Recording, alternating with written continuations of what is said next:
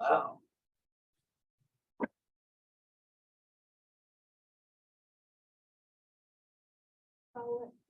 Sound for the recording. I hadn't heard that before. All right, so people are hopping in from the waiting room.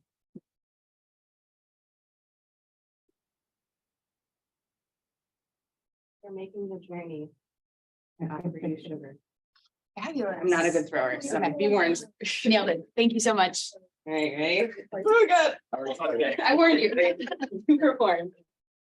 Yeah, that was the announcement that surprised me. Sorry. Not used to hearing it. And also welcome if you are feeling up to it. There's a prompt for folks that will also be in the chat for folks virtually. But what identities are you bringing into the space that you really want to uplift today? So if you want to engage with that prompt, it's back in the corner. If you speak loudly from here is good. But yeah, I think everybody can hear you, and you can start whenever you're ready. Well, good morning, everyone. Today is going to be a great day. I have the pleasure of introducing our guest lecturer, and actually I'm so very happy to have Hadisha here, and I'll tell you why in a minute. But I want to start us off by welcoming us to the weekly Epidemiology and Community Health seminar series. My name is Ruby Nguyen, and I am coordinating the seminars this year again. So we are located here in the West Bank office building where Epidemiology and Community Health is housed. And Hadisha has brought candy. So for those of you who are not in the room with us, you're missing out. Hadisha has some activities for us. So it was important for some of us to be here in person, but I'm glad that you could join us even if you are on Zoom. So let me start with an important land acknowledgement before I introduce Hadisha. University of Minnesota Twin Cities and Duluth are located on traditional, ancestral, and contemporary lands of Indigenous people. We acknowledge these places have a complex and layered history, and these land acknowledgements are one of the ways in which we work to educate the campus and community about this land and our relationships with it and each other. We're committed to ongoing efforts to recognize, support, and advocate for American Indian nations and people. So again, I'm so very pleased to have our guest speaker here today, because I'm not going to embarrass her too much, but I have known Hadisha Steve Mills since she was a child, literally since she was a child. And I was joking earlier, I don't know if you saw some of the social media posts, but I was joking that it's time for me to retire if I remember some of our guest lectures, invited guest lectures as young children. But Hadisha's family and my family have known each other for decades, both having grown up in South Minneapolis, both sharing similar stories of our households in which we grew up. Our mothers were friends. So it is such a pleasure for me to have seen her growth and trajectory, and she ain't done yet, folks. So I was hearing about some of her future plans, and so excited to watch her moving forward. And I know that we as a community here in epidemiology and community health are so willing to be along this journey with you and to help you in a way that you need. It's been a pleasure to have you with us during this first graduate degree of course. So Hadisha Steen Mills is a queer mixed Black parent of beautiful twins who was born and raised on the Dakota land commonly known as Minneapolis. They received a bachelor's in science from the University of Minnesota in sexual health with a focus on reproductive justice and health disparities, and are currently completing a maternal child health MPH, minoring in epidemiology and health equity. Hadisha is passionate about the creation of a world free of inequities and advocates for autonomy for the most systematically oppressed. That's why we like her so much. Hadisha is the founder of the Healthcare Reparations Cooperative that pushes for unifying, creative, and anti-oppressive approaches to a new world where community care elicits health and healing. Hadisha is a current Black Seed Fellow, parent again of two beautiful twin toddlers, 3 years old, and an avid improv worker. So welcome. We so look forward to learning from you. Thank you. All right, let's see. Is mic on now? All right, great. Mics. Well, thanks everyone for being here in the virtual space and the real space. So it's all real, but either we're closer or a little bit further away. I guess my name is Hadija Steamel. I use they, she pronouns, and I'm the founder of the Healthcare Reparations Cooperative, and really excited to be able to talk to you all today about public health versus public healing. It's really a conversation about liberation first approaches to public health. So I want to start by inviting folks, folks in person have already been invited, but folks in the virtual space to share in the chat if you feel comfortable, any identities that you want to uplift in the space today, just so we can kind of create a collective identity of how we're working and how we're moving. So as you start to populate that, I want to go over some of the aims for our conversation today. First, we're going to introduce the work of the Healthcare Reparations Cooperative. What is this thing? We're going to define liberation first approaches to public health, differentiate between public health and public healing, and also talk about the intersections of the two as well. Discuss positionality and accountability in our work, and open space for future collaboration.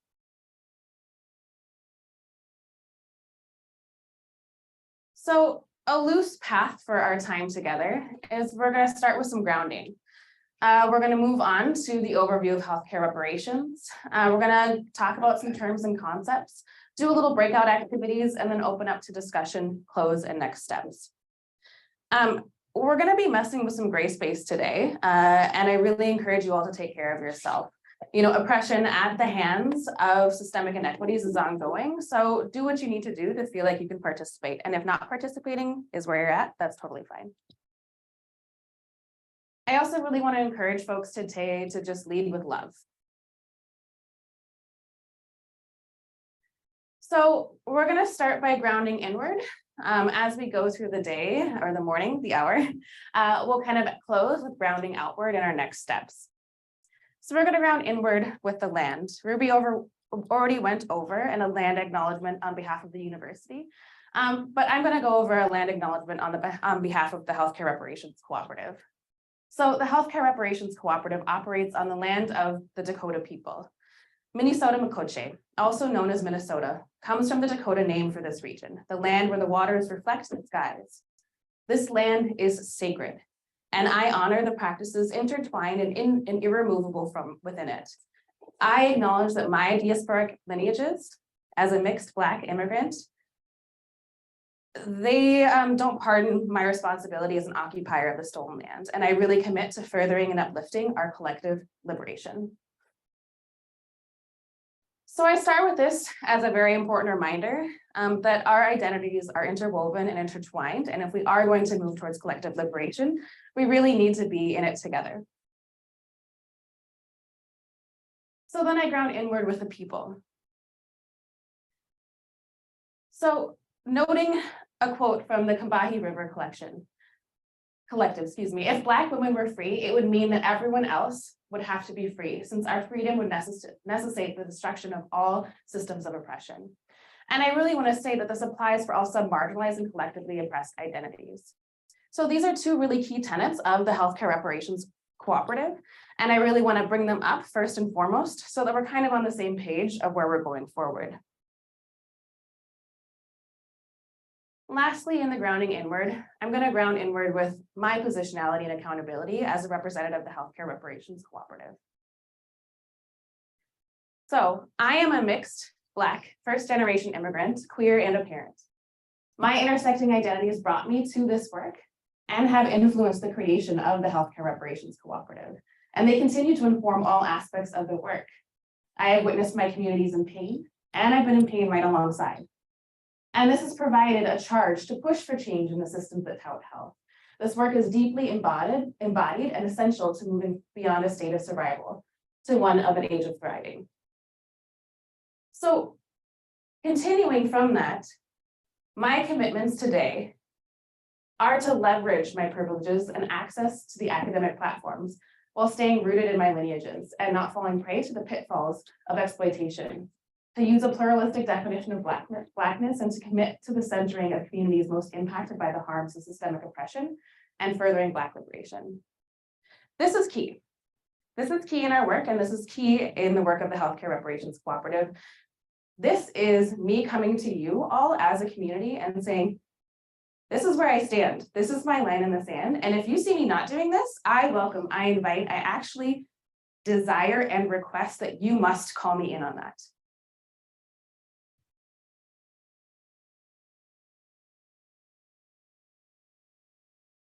So moving forward, now that you have a little bit of what's up, let's talk about what's up with the Healthcare Reparations Cooperative. So you know kind of where we're coming from in terms of our stances, in terms of our accountability. But I'm gonna give you a little mini lecture around like, what is this thing that we're trying to create? So the Healthcare Reparations Cooperative is a push for unifying creative and anti-oppressive approaches to a new world where community care elicits health and healing. It starts from a place of liberation for the most under-resourced and oppressed communities, and then strives to bring that world into reality in a way that does not hurt communities already experiencing pain at the hands of inequitable systems. Each area weaves and feeds into each other, providing support and accountability.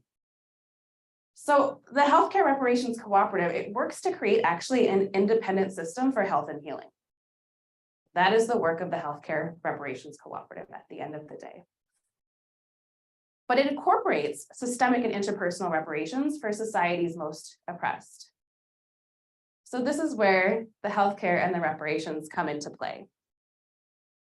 The other piece is the cooperative aspect of Healthcare Reparations Cooperative.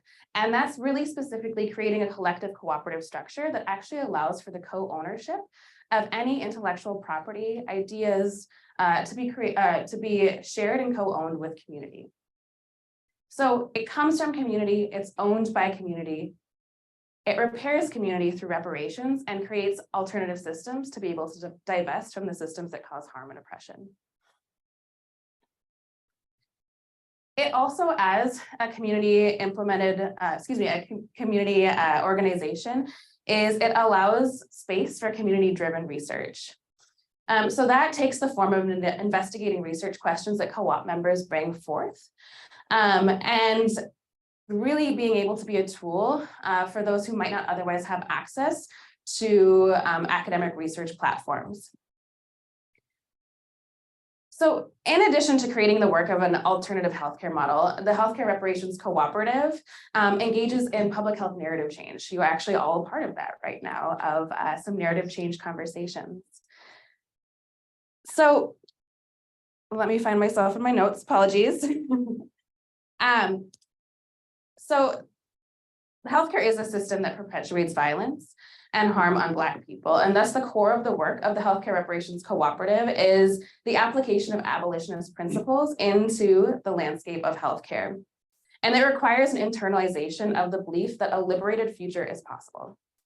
I really want to say that again, a liberated future is possible. Like that is the tenet for all of this work to be able to happen, is that there are alternative futures where folks are not going to experience the undue burdens of harm.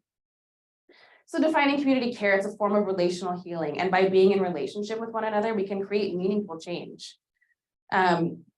It's a budding cooperative, and relationships and growing movements are really, really important in being able to strengthen movements. If we work in silos, if we work in isolation, we're not going to be able to move the big change that we need to move forward. And that's why towards the end of our conversation today, there's going to be opportunities for us to stay and maintain in relationship. So currently, where the Healthcare Reparations Cooperative is, it's entered an era of recentering to really lean into the growth required to actualize this dream. So it's going into a space where it is really intentionally resourcing Black, queer, and trans community members across Minnesota to become collaborators in this movement. It's searching for and hiring 3 stewards to be able to grow this work as well, to be able to steward the healthcare, the reparation, and the cooperative aspect of the organization. It's also in a stage where it's shifting kind of thoughts around how to fund this movement. And when actualized, it's going to be a scalable investment in Black liberation and undoing these harmful systems. So if folks are interested in looking more into work around reparations and how that intersects with public health, some folks that you might want to look up might be Dr. Jordan Lawrence, who may be on, if you are, hey, Dr. Mary Bassett and Shannon Whitaker as well over on the East Coast. There's been work around the intersection of reparations and public health. And it's now time for us to move from some of that theoretical to how do we actually make this happen. So before we define some terms, I want to pause and see if there are any questions coming up about like, okay, what is this cooperative thing that folks have before we define some terms like public healing and liberation first. One quick question. Mhm. Folks are asking if they're supposed to be seeing more than what they're seeing right now. No, there's just a placeholder, something for you to put your eyes on. Okay. You're supposed to just be hearing my voice. And I would recommend for those of you on Zoom, because Hadija is promoting discussion, go ahead and just unmute yourself to ask the question or to speak up. No need to raise your hand or add it to the chat box. And if not, that's cool too. And Dr. Lawrence did comment by a chat that he's listening. He's Hey, driving but listening. Oh, he's driving. oh yeah, Can I just hear an example of like a project that you guys are working on right now or your most recent initiative? I think like I just would really so maybe I just want to hear an example of that. sure. So in terms of kind of a community-driven research project in the height of COVID, which is all relative, the Healthcare Reparations Cooperative was asked to support youth experiencing homelessness and housing instability and being able to navigate the pandemic. So with that, it was a statewide collaboration with young folks to be able to figure out what were some harm reduction, trauma-informed approaches to being able to support that specific population and really support that population from a public healing approach and really letting them be the leaders in that. So that's one example of like a recent project. On a related note, Sure. Hadija, are there plans or are there current projects that are that you're working on to I'm sorry.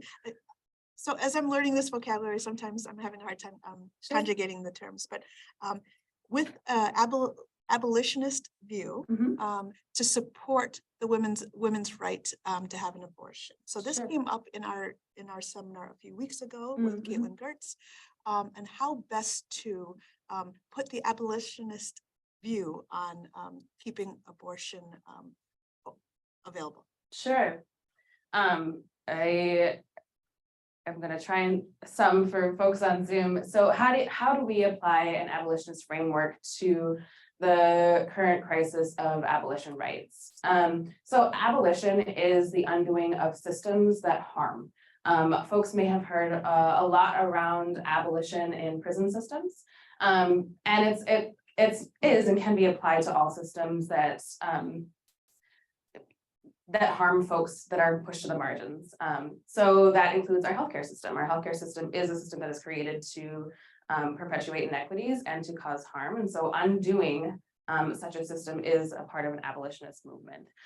In terms of reproductive rights and abortion, abolition and abortion, that's kind of a tongue twister. And abortion, the systems that are set up to be able to provide and not provide abortion are a system that are meant to perpetuate harm. Using a reproductive justice framework means that folks have autonomy. A part of liberation is autonomy, that folks get to say what and how they do with their body, period. And that they get to do it in a way that is timely serving them and also enshrouded with joy. And the current landscape that we are seeing is the erection and expansion of a system that counters all of that. So applying an abolitionist movement is undoing all of these systems that are making it so that folks don't have reproductive freedom and don't have reproductive justice.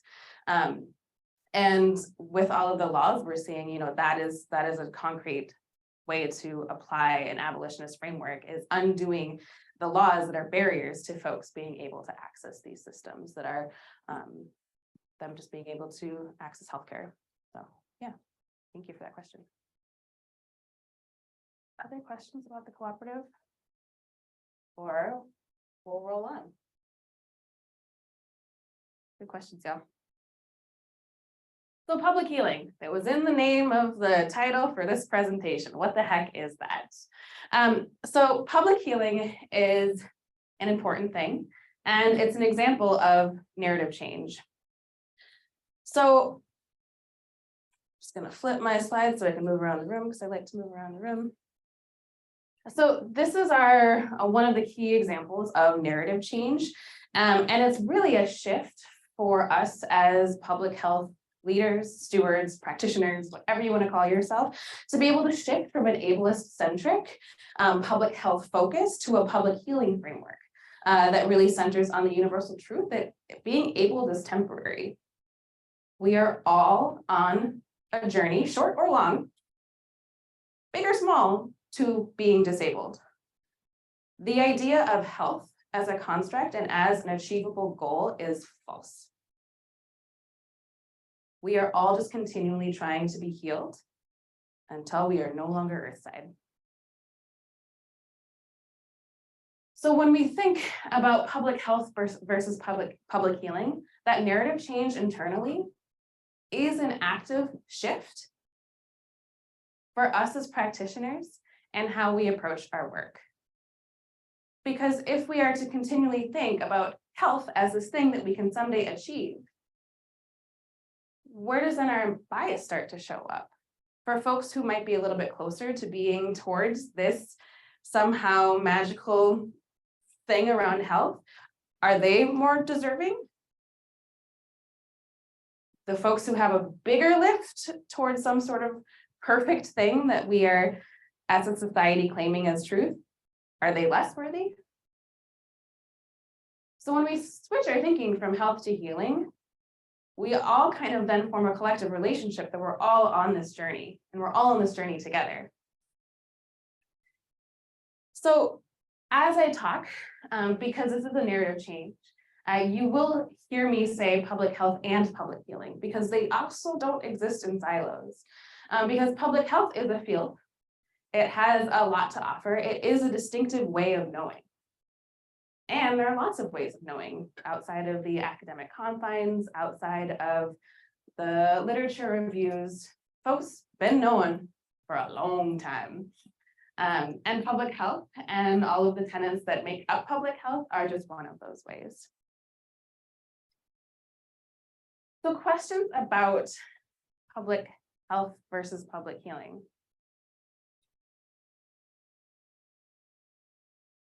Or maybe examples of how you could see public healing showing up in your work.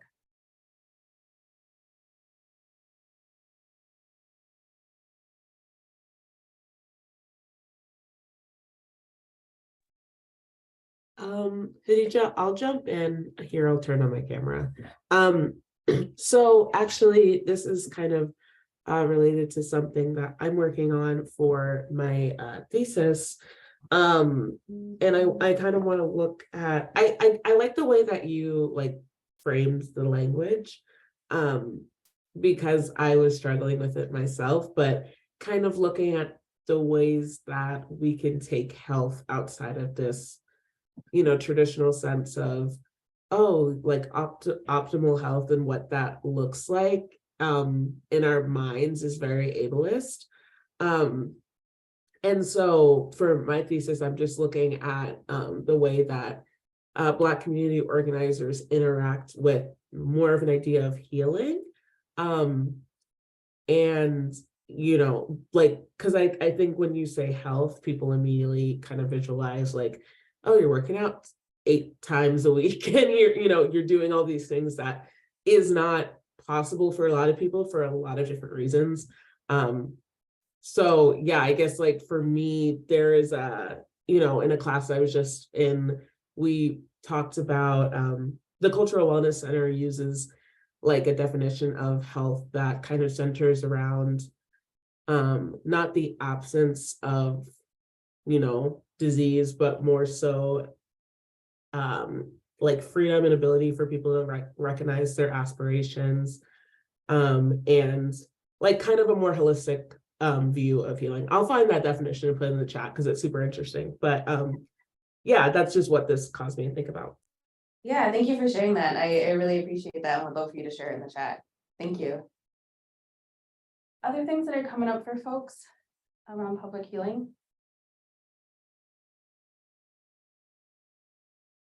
All right. Well, I'm excited to see that definition in the chat. Let's talk about then defining liberation first. What's that about? So taking notes from Afrofuturism and visionary fiction, liberation first is a practice that the Healthcare Reparations Cooperative actively centers on. It is the complete internalization of a future where everyone is fed, safe, housed, and loved. 4 things: fed, safe, housed, and loved. Pretty easy, right? So liberation first is actually where the intervention of the Healthcare Reparations Cooperative originates, and really countering the typical approach to kind of reform and band-aiding current systems that really are intending harm. And instead, it means starting from a place where the most oppressed communities are able to exist in joy. And we're going to be doing an exercise in a little bit to start to kind of work through that. So liberation first, it really comes from my mind's eye. And like I said earlier, that this is true and this is possible. And that's something that's really important for the sustainability of this. If there is a faltering in the fact that, yes, Black people can universally be fed, safe, housed, and loved,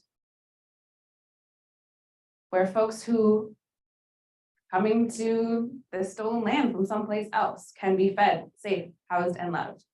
If there is a faltering in that, which may happen, but if there's not a re-upping of that belief as true, then this whole thing is not going to continue on. It can't, because we're continually actively working against all of those, quote, truths that actually there is some sort of hierarchical difference between peoples. So we are going to do a little exercise to reflect on what in your mind's eye is liberation. What, when you reflect, does it mean for folks to be fed, safe, housed, and loved? And I want to uplift why we're doing this is this quote by Lucille Clifton, that we cannot create what we can't imagine. And often when I talk to folks, they're like, cool, that sounds great, but that'll make sense to me, which is fine. But if folks want to like hop on and really work towards making this change, it needs to be something that we actually can imagine to be true. So we're going to do a little time travel. And I invite folks to take whatever position is comfortable for you. You can close your eyes, you can focus on something on the board or something in your office or wherever you happen to be. So in a relaxed position, focus on a point or close your eyes. Folks virtually, if your cameras aren't on, I don't think anyone is, but you can turn it off. We're going to go to a place where everyone is fed, safe, housed, and loved. I really want you to imagine this place. It could be a place that's 10 years from now, could be a place that is 100 years from now, it could be a place that's we really got to hustle on and it's next week. But a place where everyone is fed, safe, housed, and loved. And as you start to kind of move around this space and look around, start to notice how your body feels as you're in this space. Who's around you? And as it starts to get a little bit more clear, I want you to notice 5 specific things that you can see in this world where everyone is fed, safe, housed, and loved. You can count on your fingers or you can count on your toes. What are 5 things that you can see?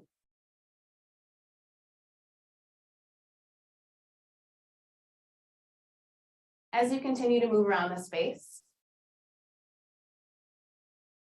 start to touch the space. What does it feel like?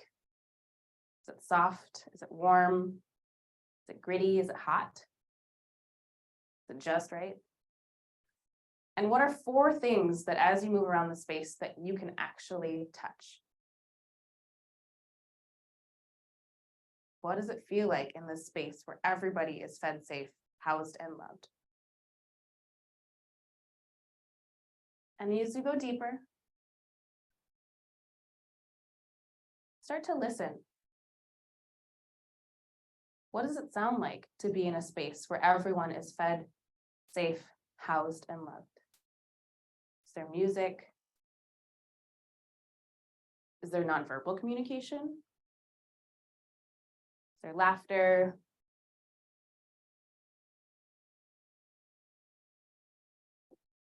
And as you continue in this space, take a deep breath in, and what do you smell? What does a space that is liberated for all peoples smell like? Is it sweet? Is it salty? A little bit of that funk, but in the good way.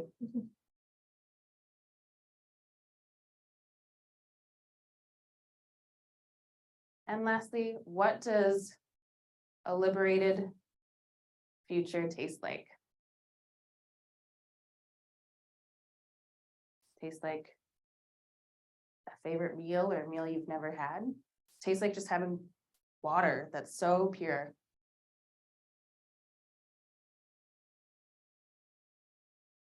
I invite you to breathe in the liberated future into your belly button.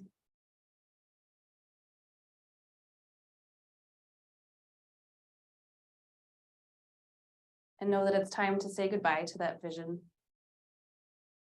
But you can go back. And as you come back to the present, notice your body, the ground under you. Are there points that are feeling a little bit tense? Are there points that are feeling real loose? Just notice. And so as you come back into the space together and notice the ground under you, notice that that ground is connected to other people who are in this room with me today. Also notice that the ground is connected to the people virtually sharing space today. Notice how that feels. Just notice that you all are connected through the ground. And you all just did a moment of time travel to notice, what does it actually look, feel, smell, taste, and sound like to be in a world where everyone is fed, safe, housed, and loved.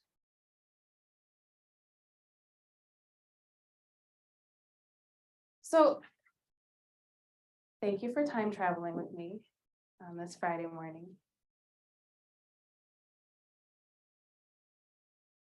That is such an important part of this, being able to really fully see what actually that means. And so I'd encourage you to go back to that vision. Try to sharpen it up.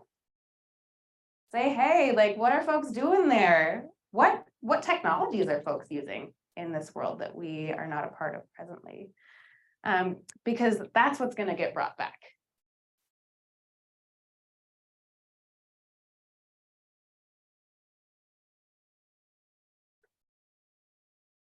So before we move on to the tension of equity, I'm just going to invite folks to take a collective breath, because time traveling is hard.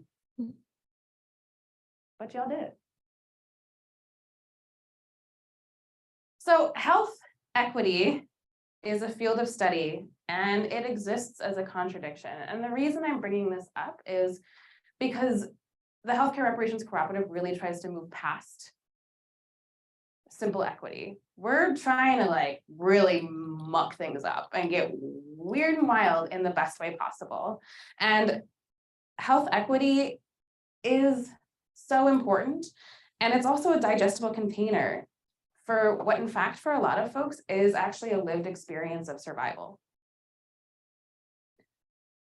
And it's really important to be acknowledging and kind of coming back to that, especially as we are going through systems of education too, because often we don't get to frequently or as frequently as we would like interact with folks where that is the truth, where what are we studying as health equity actually is just daily survival for so many. So I bring this up to really just remind us of that tension point. I'm not asking us to necessarily do anything with that tension, but just to remind that there is a tension within that. So we're going to move into some breakout. Now that we've defined some terms, you've learned what the Healthcare Reparations Cooperative is, and we're going to have some discussions. And this is really where we start to move forward into collaboration. And from me just kind of lecturing at you into let's do some stuff.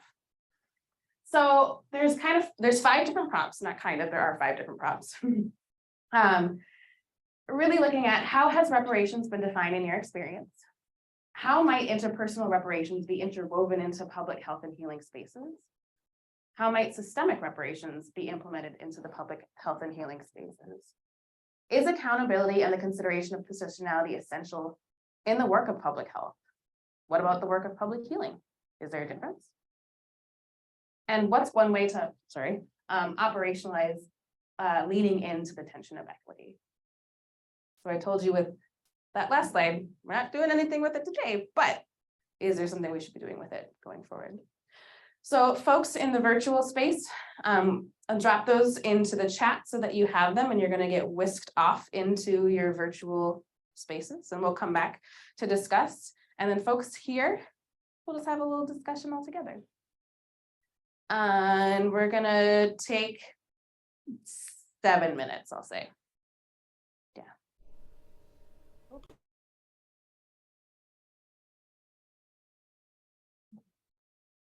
So you're gonna paste that in the chat? I am. I Yep. need to find the chat box. Yeah, it's hiding over there. It's, Am I in it? yep, up, Oh, right there, okay, thanks.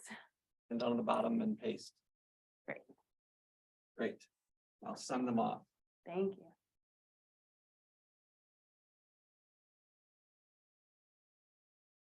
I'm gonna mute. Yep, I'm actually gonna pause the recording here in the room as well.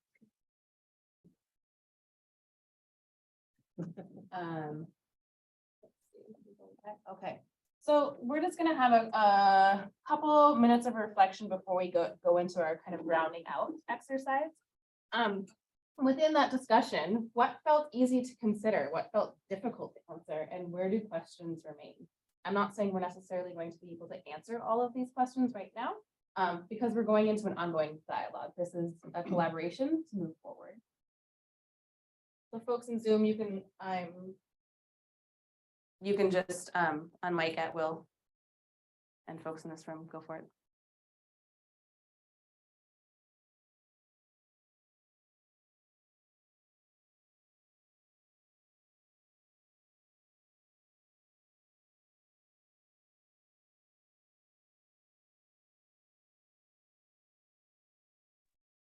I'll speak. Hi, Khadija. I just wanted to say hello. I'm Colleen McDonald. I worked with you when I was at Kook Clinic. Oh, yeah, hey.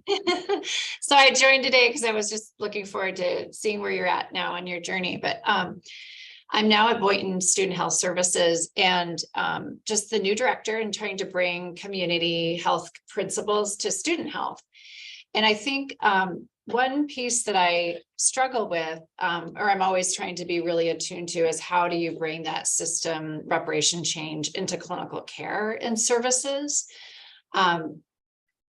In a regulatory situation, there are opportunities. I'm not saying there aren't, but just that's where I get stuck of like, how can we reduce as much barriers. So right now it's, for me, it's really about like, how do we start building trust with community groups on campus and engaging them in those conversations. So kind of walking alongside in that development and thinking through it. But I think the healthcare system in general is just as many systems are, very entrenched in systemic racism. So anyway, so that's where I'm like constantly learning and growing and open to ideas and doing that alongside the communities, I think is really important. Anyway, we had a good group discussion. We only got to 2 questions. Thanks for bringing that up. Yeah, that is a hard thing to grapple and wrestle with. So thank you for naming that. Other things for folks that came up?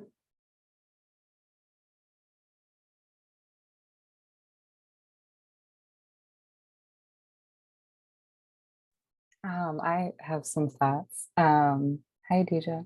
Yeah, something that kind of remains in tension for me is like, how do you take a framework and make it clear and leave enough room for it to be flexible to different communities? I think one of the main harms and perpetuation of like Western epistemologies that leads into healthcare is like universal solutions to what are very, very specific community-wise, even in a person's body. Like sometimes they're that local to those issues. And so I always wonder about, how do you have an idea or a framework that is solid and cohesive and coherent, and that doesn't then become like nomothetic law that is just like applied to everyone equally, that is just like the same equity model of like, oh, you have this problem, here's the solution, without taking into account the specifics. So it's like, how do you have something broad enough and local and nimble enough to be as local to a community or a body as it needs to be? Yeah, I appreciate that. And I think that brings up like, what is the tension between the, intervention of alternative or different models and existing in a capitalistic society and being able to operationalize that. And that is huge, huge, huge question. Absolutely. Thanks for that. All right, I want to be able to leave you all with kind of a charge and action item, a tangible thing you can bring into your work. So we're going to be grounding outwards. We've done a bit. We've talked about some things, some potential challenges, some solutions. We've time traveled, got a little sugar in our bodies. So from the last hour, we're going to work on grounding outward in terms of our positionality and accountability. As one of the key issues is not perpetuating harm for folks who are already experiencing the brunt of harm because of undue burdens of systemic oppression. So you've just come together in the so this is your framework that you're going to work on. This is your scenario. You've just come together as an interdisciplinary team funded to explore a persistent public health issue that disproportionately impacts systemically oppressed and under-resourced communities. The team is committed to starting the exploration from a place of accountability to those most impacted by the issue, and therefore, you've committed to the development of a public-facing recognition of individual and collective positionality.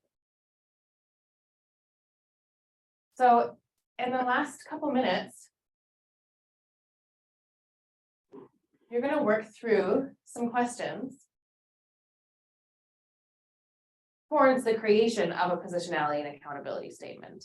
This is a practice that within Healthcare Reparations Cooperative is a part of every engagement, every research ask, every speaking engagement.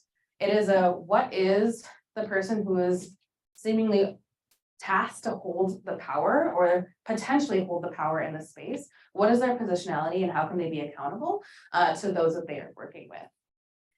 So thinking through, what are the essential components of such a statement? Who is the team accountable to? How will accountability be actualized and implemented? And what commitments would be included?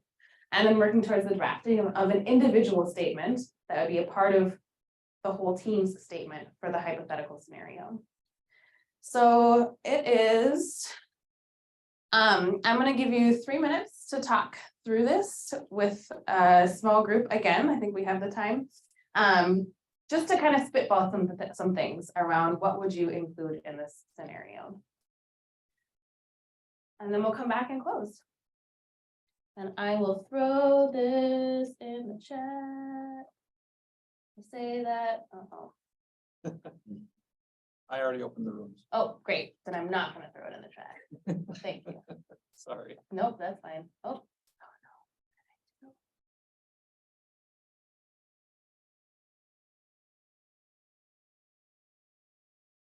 I think the thought of writing a statement is really helpful. I tend to be a very task-oriented thinker, and so I like the suggestion, although I have to say, I don't know where I would begin.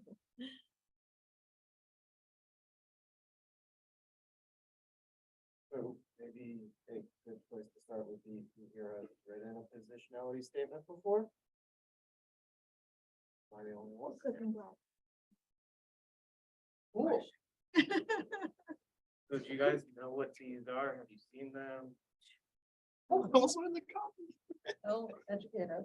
Cool. So basically my understanding of them is it's And a you're orange. statement where you're attempting to place yourself in a larger political and social context and acknowledging that that influences how you conduct and understand your research.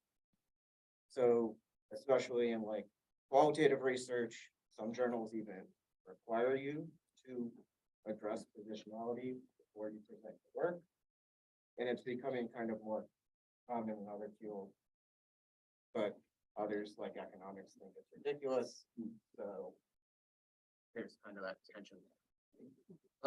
So at least for me, kind of those essential components are identifying your position in society in regard to power, and then acknowledging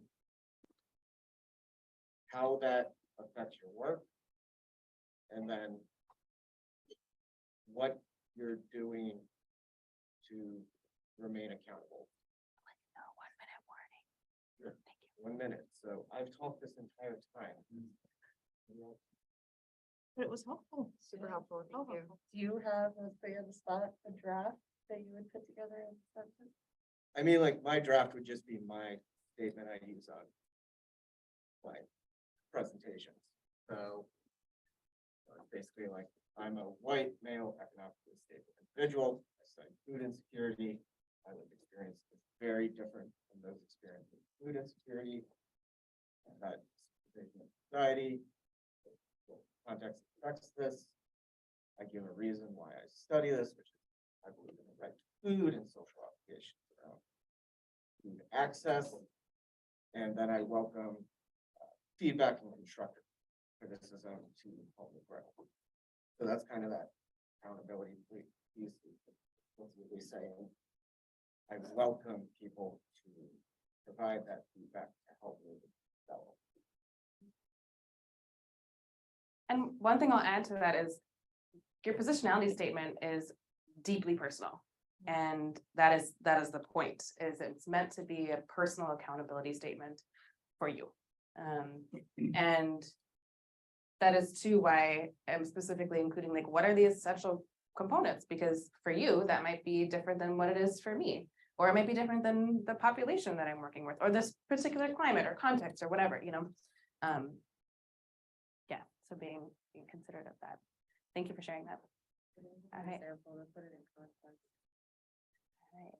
30 seconds when they come back. Okay. Yeah. Cool.